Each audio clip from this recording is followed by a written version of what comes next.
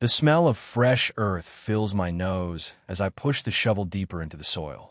The setting sun paints my cornfields gold, and for a moment, I just stand there breathing it all in. 2 years on this farm, and the peace still feels like a gift.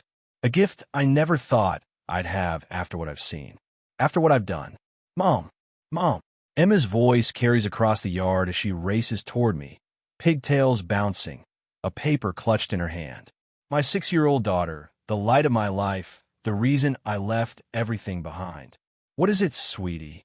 I kneel down, wiping dirt from my hands onto my worn jeans. Look what I drew.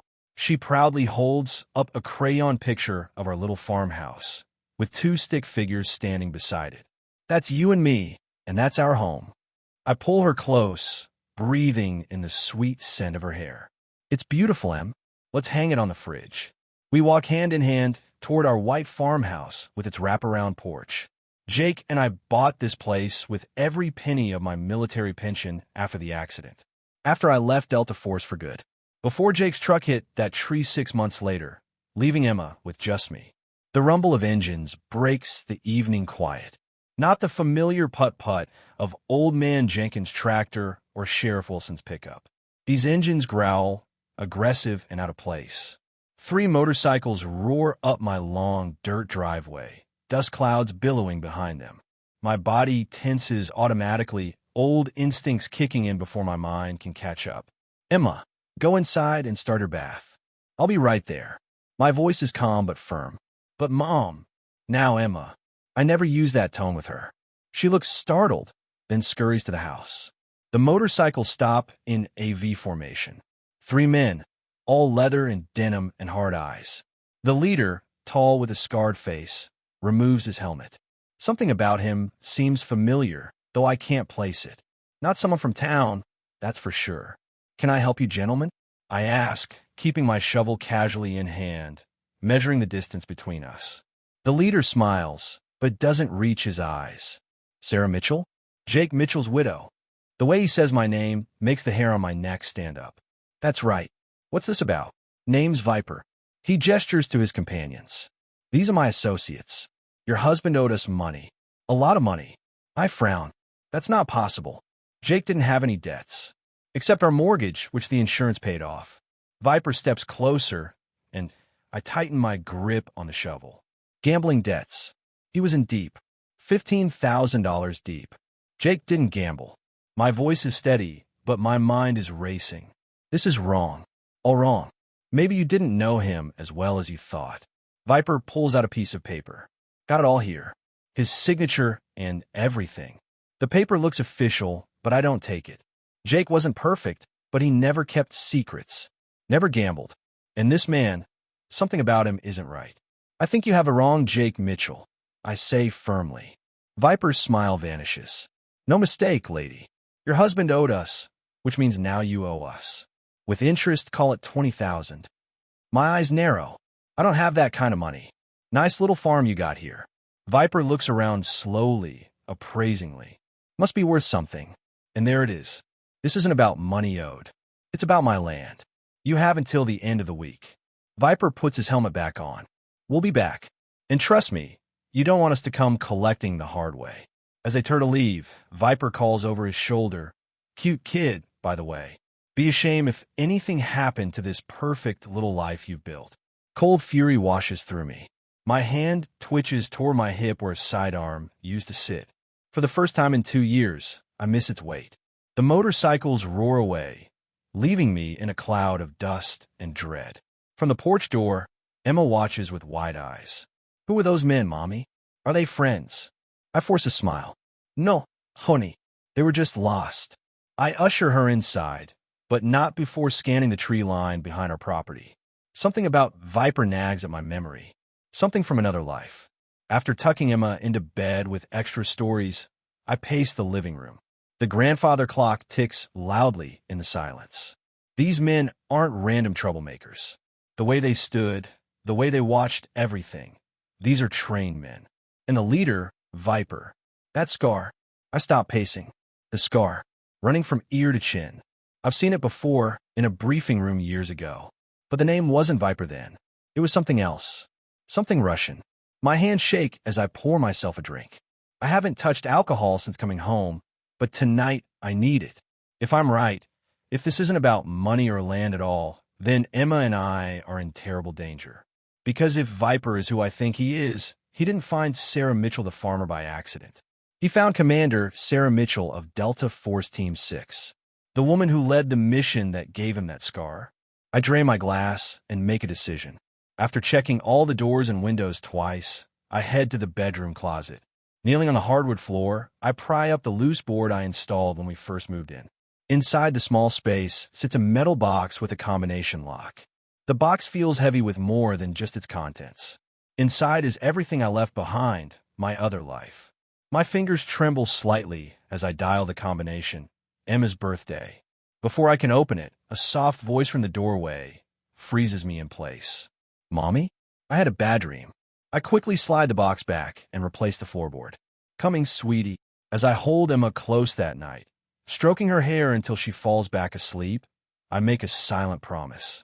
I've spent 2 years becoming someone else. A mother, a farmer, a widow. I've buried Commander Mitchell so deep I thought she'd never resurface. But these men, whoever they really are, have threatened my child. They've come to my home. They have no idea who they're really dealing with. And by the time they figure out, it will be too late. The nightmare wakes me before dawn, the same one I've had since Kandahar. Blood on sand, screaming through radio static. The face of a man I couldn't save. I sit up, gasping, sheets twisted around me. The digital clock reads 4:17 a.m. No point trying to sleep again. Door is cracked open. I peek in to find her sprawled across her bed, one arm hugging her stuffed rabbit. Looking at her peaceful face, I remember why I left that life behind. Why Commander Mitchell had to die so Sarah the mother could live. Downstairs, I start coffee and watch the sun creep over my cornfields. The farm looks so normal, so peaceful. But now I see it through different eyes, through a tactical lens I've ignored for 2 years. The open field around the house. No cover for approaching enemies, good visibility for defense. The old barn, solid structure, multiple exit points. The root cellar, potential safe room if reinforced. I'm already thinking like a soldier again. Like the commander. After Emma leaves for school on the bus, with me watching until it disappears down the road, I return to the hidden floorboard and retrieve the metal box. Inside, the contents look innocent enough. A combat knife, a medallion with strange markings, an encrypted satellite phone that shouldn't still work. I hesitate before turning on the phone. Once I do this, there's no going back. The phone powers up, battery somehow still holding charge. I dial the only number I memorized, the one I swore I'd never call. It rings 3 times before a gruff voice answers. This line was decommissioned. No hello, no identificación. Not for me. I take a deep breath. Sierra Mike 7-4 Alpha. Silence. Then, authentication. Blackbird flies at midnight. The silly-sounding code phrase feels strange on my tongue after all this time. More silence. Then, Mitchell, Jesus Christ, you're supposed to be dead. Hello to you too, Colonel Jackson. My old commanding officer, the man who gave me permission to disappear after everything went wrong in Kandahar. Why are you calling? Your extraction was final. No contact, ever. Those are the terms. Someone found me. I explain about Viper and his threats. Jackson's voice turns sharp. Describe him again. The scar exactly. I trace a line on my own face. Right side, ear to chin. Jagged, like from shrapnel or a serrated blade. A muffled curse. Mitchell. That sounds like Alexei Volkov. Russian operative turned arms dealer. Your team encountered him in Turkey, 2019. The memory clicks into place. A warehouse operation gone wrong. En explosion. A man with cold eyes caught in the blast. We thought he died in that fire. Why would he be here? Why now? I ask, but a sinking feeling tells me I already know. Could be coincidence, Jackson says, not sounding convinced. Small-time thugs try and scare you off your land. You don't believe that any more than I do. No, he admits. If it's Volkov, he's there for revenge. Or worse. Worse. Your last mission. The Santiago operation. The intel you recovered. My blood runs cold. The flash drive we took from Santiago's compound in Caracas. Names, dates, contacts, a who's who of international arms dealers and their government connections. The drive I was ordered to destroy, but secretly kept. Insurance, I told myself. It's secure, I say quietly. If Volkov works for Santiago now, and they found you, Jackson lets the implication hang. What about Emma? If they know about me, they might know about her. Do you want extraction? I can have a team there in 48 hours. I look around my kitchen, Emma's artwork on the fridge, breakfast dishes in the sink. Our life. No, not yet. Let me handle this my way first. Mitchell, that's not wise. If it's really Volkov, I'll be in touch. I hang up before he can argue. The house feels different now, less like a home and more like a fortress I need to defend. I check every window, every door, mapping sight lines and entry points. The officer me never really left. In the barn, I find my toolbox and begin sorting through items that can serve dual purposes. Duct tape, wire cutters, motor oil, fertilizer. The kinds of things a farmer would have. The kinds of things that, in the right hands, become something else entirely. A noise from outside makes me freeze. Moving silently to the barn door, I peer through a crack. A black SUV is parked at the end of my driveway, half hidden by trees. Two men inside, watching my house through binoculars, not even trying to hide. They wanted to know they're here. I duck back into the barn's shadows, heart pounding. This isn't some local land grab. This is surveillance. Professional surveillance. For the next hour, I take inventory of everything I have and everything I need. By noon, I've sketched a rough defense plan on the back of an electric bill. It's not perfect, but it's a start. The school bus drops Emma off at 3:30. I meet her at the end of the driveway, relieved to see her safe, but anxious about what's coming. Can we make cookies? She asks, skipping beside me. Sure, baby. But first, we need to talk about something important. Inside, I sit her down at the kitchen table. How do you explain danger to a 6-year-old without scaring her? Without stealing her innocence? Remember how we practiced fire drills? And what to do if a stranger comes to the door when I'm not around? She nods solemnly. Well, we're going to play a new safety game. It's called Quiet as a Mouse. I explained that if she ever hears me say the words quiet as a mouse, she needs to run to the root cellar and hide in the special spot I'll show her. Like hide and seek, her eyes light up. Kind of. But this is a very serious game. You can't come out until I come get you. No matter what you hear. Even if there's a fire. Even then. I hate lying, but I need her to understand the importance without understanding the danger. After cookies and homework, I show her the root cellar. Behind the shelves of canned vegetables is a space just big enough for a child to hide. I put a blanket, a flashlight, and her favorite stuffed rabbit inside. Remember, quiet as a mouse means run here and hide. Don't make a sound. I make her practice twice. That night, I call my neighbor Mrs. Henderson, an elderly widow who adores Emma. I make up a story about needing to visit my sick sister in the next town. Mrs. Henderson happily agrees to take Emma for a sleepover tomorrow. With Emma safely in bed, I return to the closet and the metal box.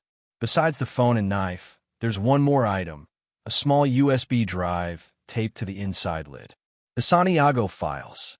The reason 3 of my team died. The reason I left everything behind. I turn it over in my fingers, wondering if this tiny device is why Volkov, Viper, is really here. If he worked for Santiago now, they must think I still have this. They must want it back badly enough to find a ghost. The encrypted phone buzzes with a text from Jackson. Intel confirms. Volkov active in your region. Known alias. Viper. Extreme caution advised. Extraction team on standby. I text back. Need 48 hours. Keeping Emma safe first. Before putting the phone away, I snap a photo of Viper from memory, his height, build, the scar, and send it to Jackson for confirmation. The reply comes minutes later, 95% match to Volkov. Mitchell, get out now. This man is dangerous. I almost laugh. As if I don't know danger. As if I haven't dealt death with my own hands. A sound outside stops my thoughts, the crunch of tires on gravel. I move silently to the window and peer out. The black SUV from earlier is parked at my gate, headlights off. A figure stands beside it, looking toward the house. Even from this distance, I recognize the silhouette. Viper. Watching. Waiting. I stay perfectly still until he gets back in the vehicle and drives away. The message is clear. We can get this close anytime we want. Tomorrow, I'll move Emma to safety. And then Commander Sarah Mitchell will come out of retirement for one last mission. Because nobody threatens my daughter and lives to tell about it.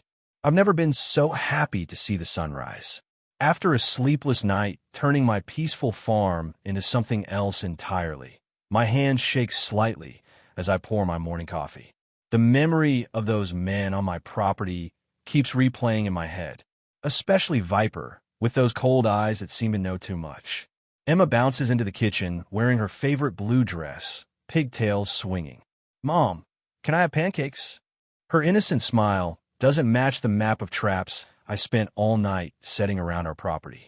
"Of course, sweetie." I flip the pancakes while watching the tree line through the kitchen window. My farm sits on 20 acres, with cornfields surrounding the house on 3 sides and forest backing the property. All night I worked, setting trip wires among the tall corn stalks, hidden alarms along our fence line, and other surprises I pray we won't need. "Can I feed the chickens today?" Emma asks with syrup dripping down her chin. "Not today, honey. We need to hurry for school. I can't risk her outside right now." Not when I spotted fresh tire tracks by the north field this morning. The drive to Emma's school feels endless. Every passing car makes my heart race.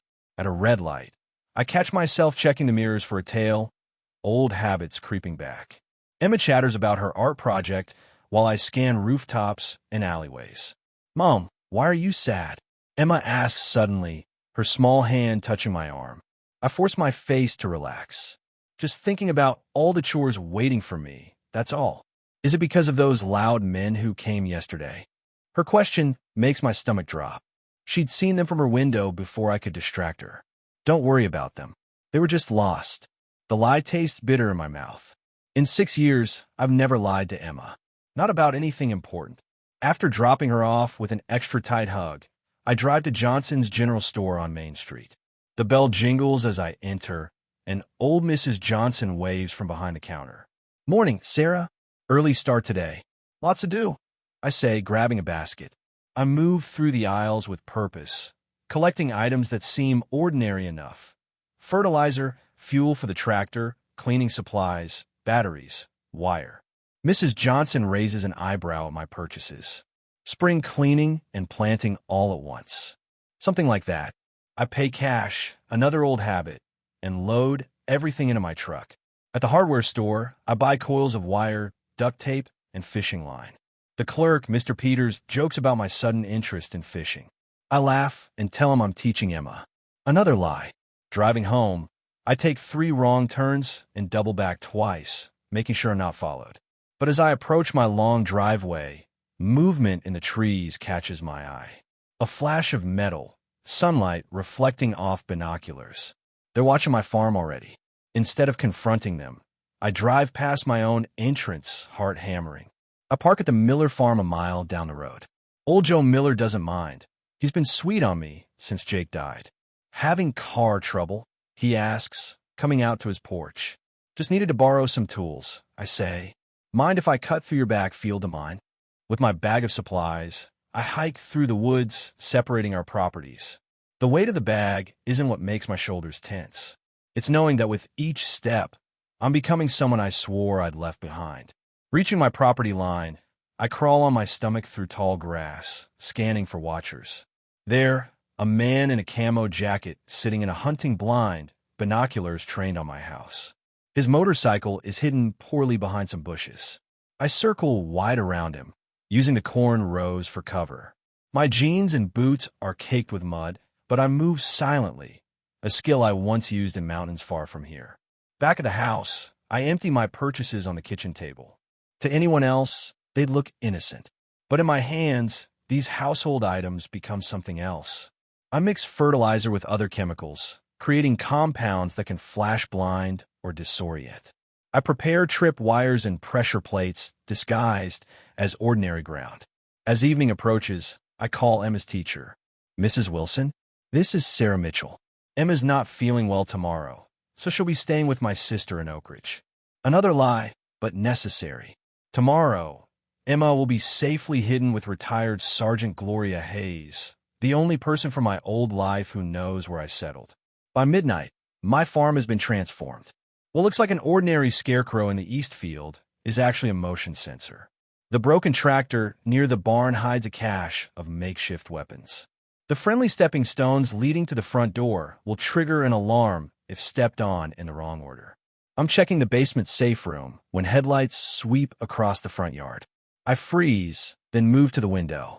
A black SUV with tinted windows idles at my gate. Even from here, I can make out Viper in the passenger seat. He doesn't get out, just watches my house for 10 long minutes before the vehicle pulls away. The message is clear. They're coming back. And when they do, they expect to find a frightened single mother, not the woman who once led the most feared special ops team in Afghanistan. What they don't know is that Commander Sarah Mitchell never really went away. She was just sleeping, and now she's wide awake. The morning light reveals fresh tire tracks cutting through my front yard. They came closer in the night while I worked. I touched the dirt, measuring the depth. A heavy vehicle, recently here. My neck prickles with the feeling of being watched. After a quick breakfast, I kiss him a goodbye at Gloria's back door. My daughter wraps her small arms around my neck. When can I come home, Mommy? Soon, baby. We're playing a game, remember? You stay hidden with Aunt Gloria until I find all the bad guys. I hate using these words, making danger sound like fun, but Emma's smile tells me she believes it. Like hide and seek? She asks. Exactly. And you're the best hider I know. I kiss her forehead, breathing in her sweet shampoo smell, memorizing it. Gloria, gray-haired but still standing military straight, gives me a knowing look. I've got her, Commander. Do what you need to do. The title feels strange after so long.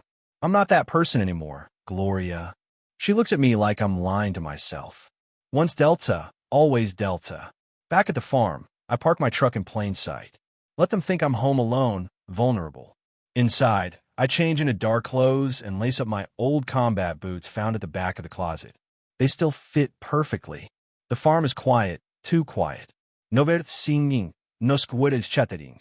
Something scare them off. Someone's been here. I check my alerts. Nothing triggered, which means they're professionals. Moving silently through my house, I spot subtle signs of intrusion.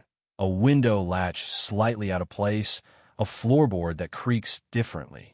In the kitchen, I find what I'm looking for, a small listening device stuck under the table.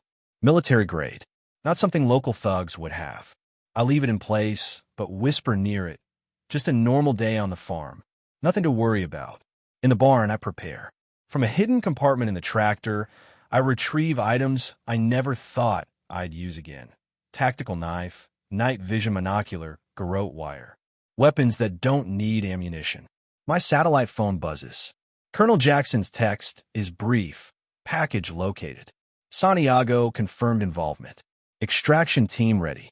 I text back. Negative. Handling locally. His response is immediate. Mitchell, this is bigger than you think. Santiago has government connections now. That explains the military-grade equipment. Santiago was a ghost we chased for years, a weapons dealer who specialized in selling American secrets. My team had him cornered in Caracas when everything went wrong. 3 of my soldiers died that day. Santiago Banist. Now he's found me, and somehow he's connected to Viper. I spend the afternoon watching my property through binoculars from the hayloft. At 3 o'clock, a red pickup drives slowly past my farm. Local plates, but the driver is one of Viper's men, the tall one with a neck tattoo. As dusk approaches, I decide to strike first. I can't wait for them to make a move, not when Emma might be at risk. If they found me, they might know about her. Under cover of approaching darkness, I move through my cornfield toward the woods where I spotted their lookout earlier. The stalks provide perfect cover as I slip between rows, staying low. My boots make no sound on the soft earth. The forest edge reveals a small camp. 3 tents, a covered jeep, and a campfire where 4 men sit drinking beer. Too relaxed for professionals. But through my monocular, I spot military-grade weapons leaning against a tree. These aren't simple outlaws. I circle the camp, counting 7 men total. More than I expected. One sits apart from the others, talking quietly on his satellite phone. From his gestures and the way the others defer to him, he's in charge, though Viper isn't among them. Moving closer, I catch pieces of conversation. Santiago wants confirmation by tomorrow. The woman doesn't look like much. Plays farmer pretty convincingly. Viper says don't underestimate her. She took out an entire squad in Kandahar. They know exactly who I am. This isn't random harassment or a land grab. They're here for Commander Mitchell. I retreat back to Shadow, but leave something behind. My Delta Force medallion placed carefully on what must be Viper's pillow in the largest tent. With it, a note written in block letters. Leave now. Last warning. Before departing, I sabotaged their vehicles, sugar and gas tanks, cut brake lines, punctured radiators. Nothing that would be immediately noticeable, but devastating if they try to drive. Back at my farm, adrenaline still pumping, I check my phone. A voice message from Colonel Jackson. Sarah, we've intercepted communications. Volkov, your Viper, works directly for Santiago now. This isn't just revenge.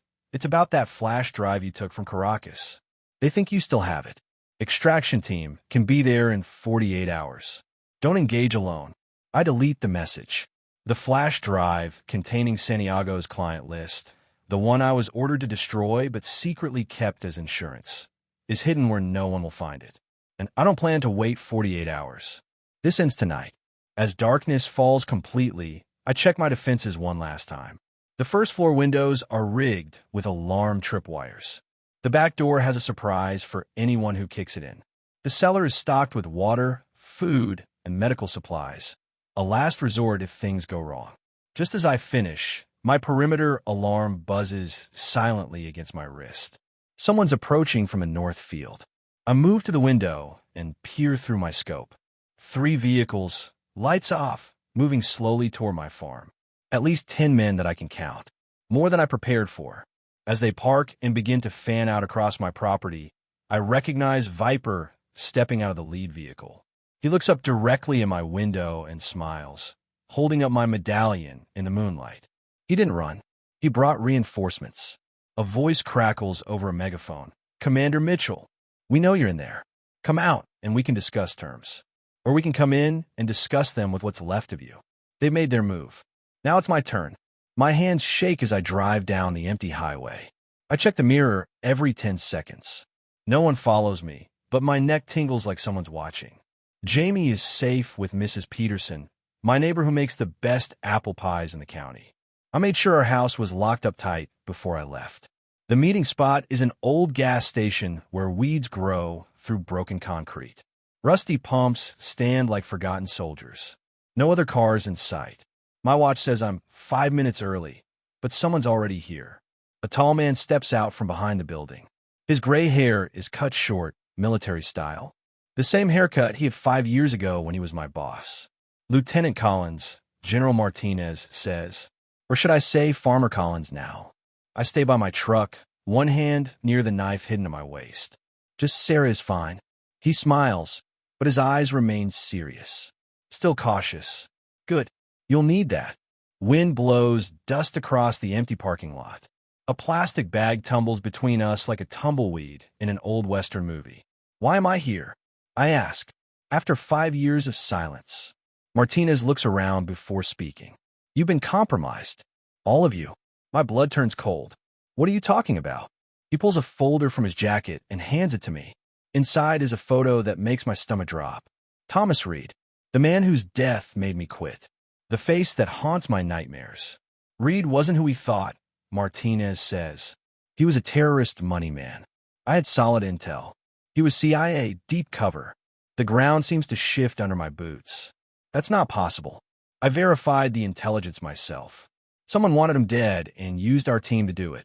Martinez taps the folder. Now someone's hunting down everyone involved in that operation. I flip through the pages. 3 of my former teammates dead in the last month. Accidents that weren't accidents at all. Why now? After 5 years. Reed's brother finally found proof of what happened. He's methodical, patient. Been planning this for years. I close the folder. Reed didn't have a brother. Martinez's face turns grim. He did. And you know him. He pulls out another photo. My fingers go numb as I stare at the face. Curtis Blackwell. That's not possible. I whisper. Curtis Blackwell isn't his real name. He moved to your town 3 years ago. Bought the construction business. Started pressuring you about water rights. My mind races back through every interaction with Curtis. His convenient appearance in town. His unusual interest in my property specifically. The water rights dispute is just a cover, Martinez continues. He's been watching you, learning your routines, getting close. Why not just kill me? Why the games? Because it's not just about killing you. He wants you to suffer first. Lose everything, like he did. My phone vibrates. A security alert from my farm. Someone's on my property. Jamie, I have to go. I say, already running to my truck. Martinez calls after me. Sarah, wait. I've got a team en route. ETA 20 minutes. I gun the engine. My son doesn't have 20 minutes. As gravel sprays from my tires, I hear Martinez shout, "Be careful." Curtis is former Special Forces too. The road blurs as I race home, calling Mrs. Peterson's phone over and over. No answer. I've spent 5 years trying to bury Lieutenant Collins. Now I need her back, more than ever. I drive faster than I ever have, even during missions in war zones. My truck skids around corners, tires screaming against pavement. The pistol hidden under my seat now sits on my lap. 5 minutes from home, I see smoke rising above the tree line. My heart stops. Mrs. Peterson's small blue car sits empty in my driveway, driver's door hanging open. Inside my house, furniture lies overturned. The photo of Jamie and me at the state fair is smashed on the floor. Jamie, I call out, checking each room. Jamie, answer me. Nothing. In the kitchen, a chair is knocked over. Jamie's dinosaur cup lies in a puddle of spilled juice.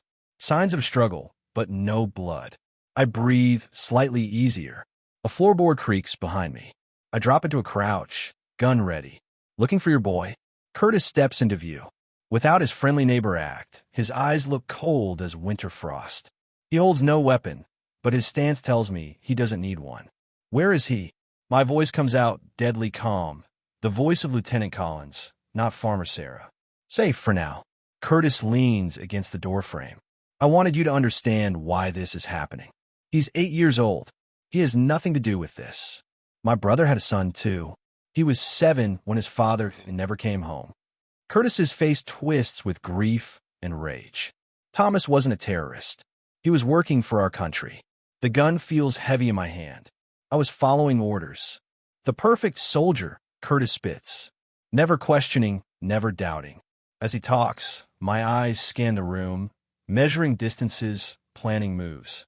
The knife block is 3 steps to my left. The back door, 5 steps behind him. If I'd known the truth, I begin. You'd have what? Ask questions? Disobeyed. Curtis laughs without humor. We both know how this works, Lieutenant. We follow orders, people die.